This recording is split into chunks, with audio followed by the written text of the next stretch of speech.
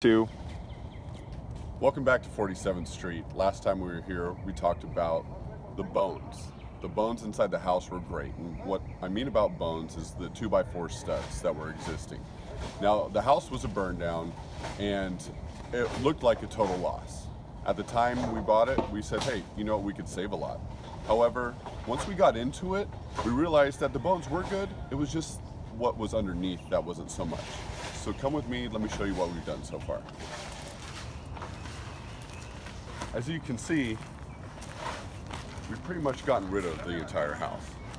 The back part of the home will be salvageable. We'll keep that, we'll save some money on that. But the rest of the house, we're gonna have to change out the joists underneath, re-support the new subfloor, and then build up on top of that. So basically, right now we're just demoing everything, getting it down to the studs, to the girders. We'll rebuild it today and tomorrow, and by Tuesday we should have a newly framed home. Thanks for tuning in.